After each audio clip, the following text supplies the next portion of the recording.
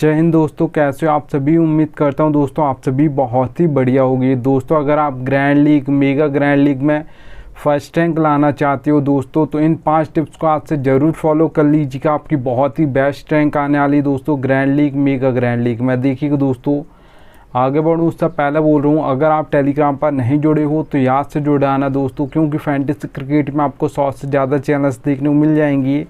सब आपको प्लस के स्टेट दिखाकर कंफ्यूज कर देंगे। इससे भी रख सकते हो, उससे भी रख सकते हो। आपका भाई आपको बिल्कुल भी कंफ्यूज नहीं करेगा, इसलिए याद से टेलीग्राम पर जुड़ जाइएगा। मैं लिंक आपको दे दूंगा, ठीक है, याद रखना दोस्तों। चलिएगा दोस्तों, स्टार्ट करता हूं।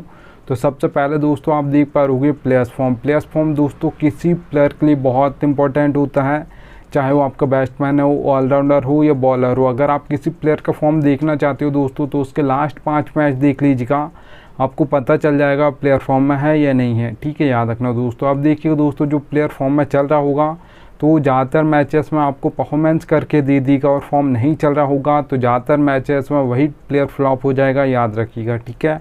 अब देखिए दोस्तों, मैं आपसे को एग्जांपल बता देता हूँ। तो IPL 2024 के अगर मैं बात करूँ अभी तक जितने मैचेस हुए उसकी, ठीक है, एग्जांपल के तौर पर, तो यहाँ पर देखिएगा दोस्तों IPL 2024 अगर आप देखोगे विराट कोहली का, तो बहुत ही ठीक ठाक है। आप ऐसा नहीं बोलोगे कि बहुत ही अच्छा गया है, ज़्यादा बेकार भी नहीं गया, ठीक ठाक आप बोल सकते हो, ठीक है। जबकि ये ऐसा प्लेयर है दोस्तों, अगर आप इनका IPL 2022 उठाकर देखोगे, लगभग सारे मैचेस में फ्लॉप हो गए थे। IPL 2023 उठाकर देखोगे बहुत ही शानदार गया था। IPL 2024 भी आप मान सकते हो शानदार ही है, ठीक है, याद रखना। और एग्जांपल बता देता हूँ, आप अगर हार्दिक पांड्या का दोस्तों देखोगे यहाँ पर फॉर्म, रिसेंट फॉर्म, तो यहाँ पर आप देख पाओगे दोस्तों ज़्यादातर मैचेस में आपके जो हार्दिक पांड्या हैं वो फ्लॉप हो गए हैं, ठीक है। और आप लास्ट ईयर भी देख लेना, इतना खास नहीं गया था। उससे पहले की अगर मैं बात करूँ 2022 की, तो उसमें बहुत ही अच्छा गया था, ठीक है। तो दोस्तों प्लेयर तो वही है, जैसे ही फॉर्म चला गया तो ज़्यादातर मैचेस में वही प्लेयर फ्लॉप हो जाएगा। जब फॉर्म आएगा तो ज़्यादातर मैचेस में वही प्लेयर परफॉर्मेंस करने लगेगा, ठीक है, याद रखिएगा। चलिए दोस्तों, सेकंड टिप की ओर बढ़ूँ उससे पहले बोल रहा हूँ, सबसे बेस्ट एप्लीकेशन दोस्तों जानना चाहते हो तो विजन 11 सबसे बेस्ट एप्लीकेशन है। यहाँ पर खेलोगी तो क्या फ़ायदा होगा वो बता देता हूँ। देखिए दोस्तों, जो कॉन्टेस्ट आपको ड्रीम 11 पर देखने को मिलेगा 5,750 रुपये में, वही कॉन्टेस्ट आपको विजन 11 पर देखने को मिलेगा 5,199 रुपये। तो यहाँ पर सीधे 550 रुपये ड्रीम 11 ज़्यादा लेती है, विजन 11 550 रुपये कम लेती है सेम टू सेम कॉन्टेस्ट के लिए, ठीक है। तो ये तो एक ही कॉन्टेस्ट है दोस्तों जो आपको ड्रीम 11 पर देखने को मिलेंगे। 100 से ज़्यादा कॉन्टेस्ट वो ज़्यादा पैसे में देखने को मिलेंगे, विजन 11 पर वही कॉन्टेस्ट आपको कम पैसे में देखने को मिलेंगे, ठीक है। तो एप्लीकेशन का लिंक दे दूंगा, डाउनलोड कर लीजिएगा। चलिएगा दोस्तों, यहाँ पर सेकंड नंबर टिप आप देख पा रहोगे पिच रिपोर्ट। पिच रिपोर्ट दोस्तों जो सबसे ज़्यादा इंपॉर्टेंट होती है आपके T20 और ODI मैचेस के लिए होती है, क्योंकि दोस्तों यहाँ पर कोई भी कैप्टन टॉस जीतता है तो वो बॉल फर्स्ट करता है। अगर आप यहाँ पर बात करते हो टेस्ट मैच की, तो वहाँ पे कोई भी कैप्टन टॉस जीता है तो वो बॉल फर्स्ट भी कर सकता है, बैट फर्स्ट भी वो कर सकता है, पर पिच के अकॉर्डिंग करेगा, ठीक है, याद रखिएगा। यहाँ पर दोस्तों अगर मैं बात करूँ पिच रिपोर्ट की, तो आपको 3 टाइप्स की पिच देखने को मिल जाएगी, बैटिंग फ्रेंडली, बैलेंस और बॉलिंग। अब नाम से समझ आ रहा है बैटिंग फ्रेंडली पिच है तो बैट्समैन आपको परफॉर्म करने वाले हैं, जो आपको स्कोर बोर्ड देखने को मिलेगा वो हाई देखने को मिलेगा। अगर यहाँ पर दोस्तों मैं बात करूँ बैटिंग फ्रेंडली पिचेस पर, जो आपको T20 में स्कोर बोर्ड देखने को मिलेगा, याद रखना दोस्तों 170 से प्लस आपको ज़्यादातर देखने को मिलेगा, ठीक है, याद रखना। अब ये 180 भी हो सकता है, 190 भी हो सकता है, 200 प्लस भी जा सकता है बैटिंग फ्रेंडली पिचेस पर, याद रखिएगा, ठीक है। अब देखिए दोस्तों, अगर यहाँ पर मैं बात करूँ बैलेंस पिच की, तो बैलेंस पिचेस पर दोस्तों जो ज़्यादातर परफॉर्मेंस करते हैं आपके ऑलराउंडर्स करते हैं, क्योंकि ये 2 तरीके से आपको फैंटेसी पॉइंट देते हैं। एक आपको बैटिंग से फैंटेसी पॉइंट देते हैं, एक आपको बॉलिंग से मतलब विकेट लेकर देते हैं, ठीक है। तो इसलिए ज़्यादातर ये आपके ऑलराउंडर्स परफॉर्म करते हैं बैलेंस पिचेस पर। जो ऑलराउंडर्स का दोस्तों बैटिंग ऑर्डर होता है वो आप सभी को पता होगा, 4 नंबर, 5 नंबर, 6 नंबर होता है। तो बैटिंग जो बैलेंस पिच होती है दोस्तों, वहाँ पर 1 से 2 विकेट जल्दी गिर जाते हैं। तो जल्दी विकेट गिरेंगे तो फिर ऑलराउंडर्स की बैटिंग आ जाएगी जल्दी, तो फिर ये आपको बैटिंग से पॉइंट देंगे, फिर आपको वहाँ पर 1-2 विकेट निकाल कर भी देंगे बैलेंस पिच पे। तो इसलिए ज़्यादातर आपके परफॉर्मेंस जो करते हैं आपके बैलेंस पिच पे ऑलराउंडर्स करते हैं, ठीक है, याद रखना। अब देखिए दोस्तों, अगर स्कोर बोर्ड की बात करूँ बैलेंस पिच की, तो आपको मीडियम स्कोर देखने को मिलेगा, ना ही हाई देखने को मिलेगा, ना ही लो देखने को मिलेगा। अगर स्कोर बोर्ड की बात करूँ T20 में, तो याद रखिएगा दोस्तों 150 से लेकर 170 के बीच में आपको ज़्यादातर देखने को मिलेगा, ज़्यादातर 160, 165 देखा जाता है, याद रखिएगा, ठीक है। अब देखिए दोस्तों, अगर यहाँ पर मैं बात करूँ बॉलिंग पिच की, तो सबसे पहले 2 टाइप्स के तो हमारे बॉलर्स होते हैं। एक आपके पेसर्स होते हैं जिसे आप फास्ट बॉलर्स बोलते हो, एक आपके स्पिनर्स होते हैं। ज़्यादातर जो विकेट निकालते हैं दोस्तों, आप सभी को पता होगा पेसर्स निकालते हैं। क्यों प्लेन बॉलिंग करते हैं, उसका दाताबस में बॉलिंग करते हैं। जो आपके स्पिनर्स होते हैं दोस्तों, आप सभी को पता होगा वो कहाँ पर बॉलिंग करते हैं, मिडिल ओवर्स में बॉलिंग करते हैं, जहाँ पे सबसे कम विकेट गिरते हैं। जो सबसे ज़्यादा दोस्तों हैट्रिक्स ली जाती हैं वो डेथ ओवर्स में ली जाती हैं, याद रखिएगा, ठीक है। क्योंकि दोस्तों वहाँ पर एक ओवर में 2-2, 3-3 विकेट गिर जाते हैं डेथ ओवर्स में।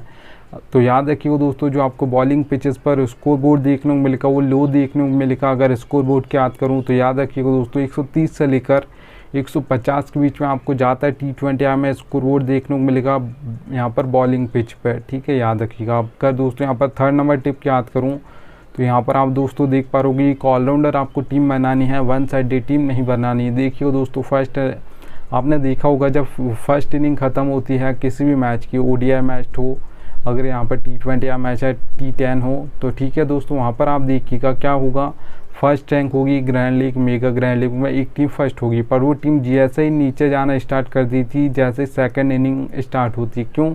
क्योंकि दोस्तों वो टीम वन साइडेड होती है। अभी तक जितने प्लेयर्स ने परफॉर्मेंस किया होगा वो सारे प्लेयर उस प्लेयर के मतलब उस मेंबर के पास होंगे, तो वो अभी तक यहाँ पर फर्स्ट रैंक पर होगा grand league, mega grand league में, ठीक है।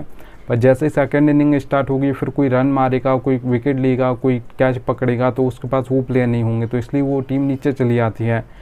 पहले वो 1 पर होगी, फिर आप मैच के हाथ देखोगे तो आपको 1 लाख के बाहर देखने को मिलेगी, याद रखिएगा, ठीक है। तो आपको वन साइडेड टीम नहीं बनानी, एक ऑलराउंडर टीम बनानी है, याद रखिएगा। ऑलराउंडर टीम में दोस्तों याद रखिएगा दोनों साइड से आपको बैट्समैन रखने हैं, दोनों साइड से ऑलराउंडर्स रखने हैं, दोनों साइड से ही आपको बॉलर रखने हैं, ठीक है, याद रखिएगा। अब देखिए दोस्तों, जो टीम जीतने वाली हो आपको उस टीम के आपको प्लेयर ज़्यादा अपनी टीम में रखने हैं, 6 से 7 प्लेयर अपनी टीम में रखने हैं। जो टीम जीतने वाली हो, जो टीम हारने वाली हो, उसके प्लेयर्स तो परफॉर्म करेंगे तभी वो टीम हारेगी, पर उसके प्लेयर कम परफॉर्मेंस करेंगे, मतलब 2 से 3 प्लेयर कम प्लेयर दूसरी टीम से कम प्लेयर परफॉर्मेंस करेंगे, इसलिए वो टीम हार जाएगी। तो याद रखना दोस्तों, जो टीम लॉस करने वाली मतलब हारने वाली हो, उस टीम के आपको प्लेयर तो रखने हैं, पर 4 से 5 ही प्लेयर अपनी टीम में रखने हैं, ऐसा आपको कॉम्बिनेशन बनाना है, याद रखिएगा, ठीक है। जो टीम जीतने वाली हो उसके प्लेयर आपको अपनी टीम में ज़्यादा रखने हैं, जो टीम हारने वाली हो उसके टीम के प्लेयर आपको रखने हैं, पर सारे नहीं रखने, थोड़े कम रखने हैं, याद रखिएगा, ठीक है, याद रखना। चलिएगा दोस्तों, यहाँ पर 4th नंबर आप देख पाओगे कैप्टन और वाइस कैप्टन सिलेक्शन। दोस्तों सबसे ज़्यादा इंपॉर्टेंट होता है आपके कैप्टन और वाइस कैप्टन सिलेक्शन। 1 या 2 या 3 आपको ऐसे प्लेयर लग रहे हैं जो फैंटेसी पॉइंट कम दे कर गए हैं, आपको लग रहा है कि इनसे ज़्यादा तो दूसरा प्लेयर दे कर गया है, तो अब मेरी grand league, mega grand league में फर्स्ट रैंक नहीं आएगी। तो याद रखना दोस्तों, आ जाएगी आपकी grand league, mega grand league में फर्स्ट रैंक, पर आपके कैप्टन और वाइस कैप्टन सही होना चाहिए। मैच इधर उधर थोड़ा सा हुआ, आपके 3 प्लेयर भी फ्लॉप हो गए जो आपको लग रहा है ड्रीम टीम में नहीं आएंगी, तो भी आ जाएगी, पर आपके कैप्टन और वाइस कैप्टन बिल्कुल सही होने चाहिए, याद रखिएगा, ठीक है। चलिए अब मैं आपको कैप्टन और वाइस कैप्टन सिलेक्शन भी बता देता हूँ।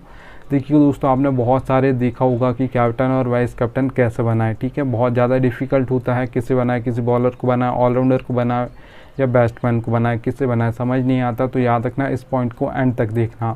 अब देखिए दोस्तों, सारे प्लेयर जो 22 प्लेयर्स होते हैं, मैं इम्पैक्ट प्लेयर की बात नहीं कर रहा हूँ, याद रखना कैप्टन और वाइस कैप्टन बनाने में, ठीक है। तो यहाँ पर 22 प्लेयर्स आपको देखने को मिलेंगे, एक टीम से 11, दूसरी टीम से 11, अब उसमें से कैप्टन और वाइस कैप्टन बनाना बहुत डिफ़िकल्ट है। तो याद रखना दोस्तों, आपको कैप्टन और वाइस कैप्टन जो बनाने हैं, तो यहाँ पर आपको 6 प्लेयर ऐसे निकाल लेने दोस्तों जो आपको लग रहा है कि आज के मैच में कैप्टन और वाइस कैप्टन इनमें से ही कोई बनेगा। अब उसमें दोस्तों ऐसा नहीं कि किसी को भी आप निकालोगे, आप चाहो तो कैसे निकालना वो क्राइटेरिया मैं आपको बता देता हूँ, ठीक है। तो आपको सबसे पहले प्लेयर्स का फॉर्म देखना है, पिच रिपोर्ट देखना है, बैटिंग ऑर्डर देखना है, कौन कहाँ पर बॉलिंग करेगा ये देखना है, उसके बाद आपको यहाँ पर हेड टू हेड बैटल्स देखना है। इतना सारा सब कुछ आप देखोगी तो आपको उस मैच की नॉलेज हो जाएगी, ठीक है। और आपको ये सब देखना है दोस्तों, फॉर्म मैंने बोल दिया है, पिच रिपोर्ट बोल दिया है, बैटिंग ऑर्डर बोल दिया, कौन कहाँ पर बॉलिंग करेगा ये देखना है, और बैटिंग यहाँ पर हेड टू हेड बैटल्स देखना है, ठीक है। ये 6 प्लेयर आपको ऐसे करके निकाल लेने हैं। उसमें दोस्तों मान लेता हूँ मैं, आपने 2 बैट्समैन निकाली, 2 ऑलराउंडर्स निकाली, 2 बॉलर निकाली आपने, ठीक है, जो क्राइटेरिया बताया उसके हिसाब से। अब देखिएगा दोस्तों 1 2 3 इस नंबर का कोई बैट्समैन हो, बैटिंग ऑर्डर उसका 1 2 3 होना चाहिए।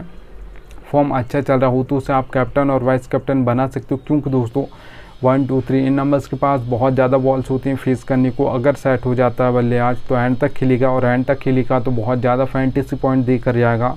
फिर बहुत कम चांस होगा इससे ज़्यादा फैंटेसी पॉइंट कोई दूसरा प्लेयर देकर चला जाए, याद रखिएगा, ठीक है। तो अगर आप किसी बैट्समैन को बनाना चाहते हो तो उसका बैटिंग ऑर्डर होना चाहिए 1 2 3, फॉर्म अच्छा चले तो आप उस बैट्समैन को कैप्टन और वाइस कैप्टन बना सकते हो, ठीक है, याद रखना।